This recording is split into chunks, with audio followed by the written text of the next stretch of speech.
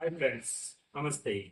TBC financial services గృహ నిర్మాణాలు, గృహ రుణాల గురించి మనం తెలుసుకున్నాం. మా కాన్సెప్ట్ గృహ నిర్మాణాలు మరియు గృహంపై కొన్ని లోన్స్, గృహ రుణాలు ఉంటాయి.